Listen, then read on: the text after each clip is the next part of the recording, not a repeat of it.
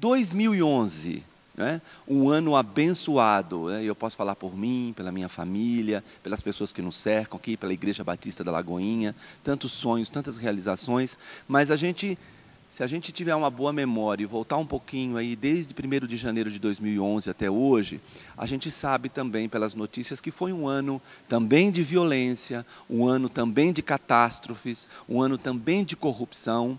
E eu queria, assim, com os nossos apresentadores aí, levantassem um pouquinho algumas coisas que talvez, especialmente, com cada um de vocês, marcou, foi algo assim que não dá para passar despercebido. Helena, por favor. Algo que me marcou muito foi a tragédia de Realengo. Aquele episódio, né, onde um homem armado, um ex-aluno da escola armado, entrou e foi uma chacina. Ele matou, me parece, 12 ou 13 crianças. É verdade. Fora as outras que ficaram gravemente feridas e o trauma que trouxe sobre a nação. E um episódio que às vezes a gente via muito em outras nações, de repente acometendo a nossa casa, né?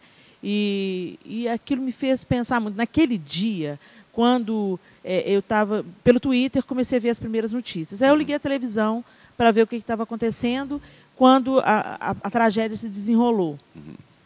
E eu lembro que eu chorei muito ali, sozinha na minha sala. Os meus filhos estudam de manhã. E naquele dia, quando eu abri a porta para receber os meus filhos voltando da escola, eu abracei os 4, assim, de uma vez, sabe? E chorando muito. Eles, o que foi, mãe? O que foi que aconteceu? Eu falei assim, nada, eu só estou feliz porque vocês estão voltando para casa. Nós, como cristãos, nós esperamos dias melhores. Mas a Bíblia promete isso? A Bíblia nos mostra isso? Bem, Júlio, hoje nós esperamos, entendemos que as coisas podem melhorar, mas, segundo as Sagradas Escrituras, não melhorarão não. Porque o fim está aí, essas catástrofes humanitárias, elas existem, existirão e se intensificarão. Assim como outras também, catástrofes naturais, nós sempre estamos vendo aí as questões da natureza, as coisas. Então, isso tudo tem trazido esse peso para nós. Mas isso só revela também, dentro do que a Helena falou, a nossa missão, de saber que a natureza, ela geme, ela anseia pela manifestação da gente, daqueles que temem o Senhor. Então, aí nós vamos experimentar essa paz, mas que as coisas vão melhorar, eu acho que sim, não vão não. E Serginho, você, durante o ano, algum fato específico, como a Helena citou, o Realengo ali, alguma coisa que você viu durante o ano que vale a pena você lembrar, que não dá para passar despercebido nos acontecimentos, seja... Hoje, observando mesmo, essa de Realengo, eu acho que talvez foi a mais emblemática aí para 2011. Porque isso mexeu com todos nós, em todos os níveis da nossa vida. Mexeu com a gente como pais, mexeu com a gente como seres humanos, mexeu com a gente como filhos de Deus. Então, isso vem à memória, isso aí se torna reticente nas nossas lembranças e nos traz ainda essa dor. Quase aí um ano depois, a gente ainda chora aquelas crianças que se foram. A gente chora a vida daquele moço que deliberadamente escolheu esse caminho aí para ele e a gente sabe que são caminhos de morte, como a palavra do Senhor nos ensina. E nos revela também a falta de amor com que nós temos vivido. Mas, pensando fazendo uma retrospectiva, talvez a gente pensou um pouco no âmbito nacional, uma retrospectiva de maneira que atingiu o país inteiro. Eu penso também muito uma retrospectiva pessoal, familiar. Quando eu paro para pensar, por exemplo, o que nós experimentamos ao longo de 2011, quanto nós avançamos em 2011. A Bíblia tem um texto, o tio Willi perguntou no bloco anterior sobre o que a Bíblia fala sobre o fim das coisas, né? A Bíblia tem um texto em Eclesiastes capítulo 7, no versículo 8, diz que é melhor o fim das coisas do que o princípio de todas elas, né? E aí, usando a mesma expressão fim, você vai em Jeremias 29, 11, Deus fala assim, eu é que sei os pensamentos que tenho sobre vós, pensamentos de paz e não de mal, para vos dar o fim que desejais. Né? E aí ele vai narrar, o próprio Deus narra como é que nós vamos ter esse fim, quando nós o buscarmos, quando nós orarmos e quando nós nos arrependermos, e aí sim, o fim que desejamos. Bom, a palavra de Deus fala também no Salmo 37, no versículo 4, que quando nós nos agradamos do Senhor, Ele vai satisfazer o desejo do nosso coração. todos nós queremos ter um fim, ou queremos finalizar bem, de maneira boa.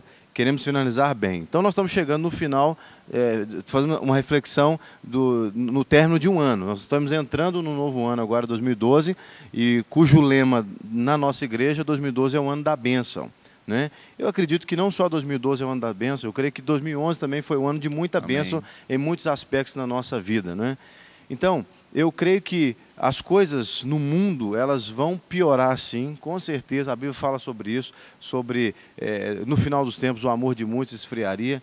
Mas, para aqueles que têm o Senhor Jesus, a esperança, ela traz a certeza de dias melhores. Por pior que pareça estar, com Jesus, nós temos a esperança de que vai estar melhor. Aí que vem aquela história que de final de ano se deseja muito um para o outro. Saúde e paz, saúde e paz. É essa paz que hoje nós experimentamos, que nós vivemos. Sim. E nesse mundo caótico aí, nós temos essa paz. E uma coisa pessoal que eu guardo é um evento que aconteceu aqui esse ano, no início do ano, logo após a tragédia lá de Nova Friburgo e da região serrana do Rio, que foi o Rio Solidário. E foi uma tragédia que marcou, assim como a de Realengo. Eu fui muito tocado com as imagens que eu vi ali na internet, com a repercussão toda que a mídia deu para aquilo. E a gente pôde ver aqui dentro, um evento de música, como você mesmo falou, arrecadando milhões, toneladas. Acredito eu que saiu daqui 19 toneladas nos caminhões em direção à região afetada. E esse ano foi muito especial, porque ano passado a gente infelizmente teve que fazer esse mesmo evento. Foi a primeira vez que aconteceu. No culto de terça-feira, o pastor André abriu o espaço, então o evento foi feito. E a gente não imaginava que no outro ano aconteceria a mesma coisa. Mas em 2011 foi diferente. Além de ter acontecido em Lagoinha, outras 4 cidades realizaram o mesmo evento, com o mesmo objetivo, arrecadando alimentos. Então é uma retrospectiva muito positiva diante da tragédia, de como é que o povo de Deus tem se levantado para ajudar também. Hugo, e eu tive a oportunidade de ir a Nova Friburgo ali nos primeiros meses após a tragédia. Então, ver o que aconteceu lá foi uma coisa que me marcou profundamente. Ver aqueles morros, bairros inteiros que foram destruídos e tal. E o relato lá de Nova Friburgo que me marcou muito, da igreja que estava me recebendo, assim, o moço falou, olha, todo mundo perdeu alguém. Todo mundo na cidade perdeu. Ou alguém da família, ou alguém muito querido, um amigo muito chegado. Então, foi assim, uma coisa terrível.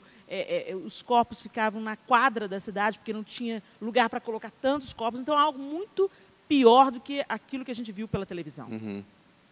Mas uma coisa me impactou muito. Ele falou assim, que as igrejas ficaram abarrotadas no domingo após a tragédia. E que houve um momento naquela tragédia que soltou-se um boato, correu na cidade de madrugada, que uma represa tinha arrebentado. É verdade. E aí todo mundo saiu para as ruas, de pijama, com as cobertas. E eles falaram que naquele momento houve as pessoas clamando por Deus. As pessoas pensaram que a tragédia não tinha acabado ainda, que mais coisas viriam, e elas começaram, no desespero dela, clamar por Deus. E no domingo seguinte, as igrejas ficaram abarrotadas de pessoas que entregaram a vida a Jesus depois daquela tragédia. E eu deixo essa pergunta no ar. Que em 2012, né, pessoal de casa, não precisa acontecer uma tragédia perto de você para você se voltar para Deus. É tempo de nós nos voltarmos para o nosso Criador. Eu não estou falando aqui de uma religião, eu estou falando de um encontro com Jesus Cristo, o Senhor, aquele que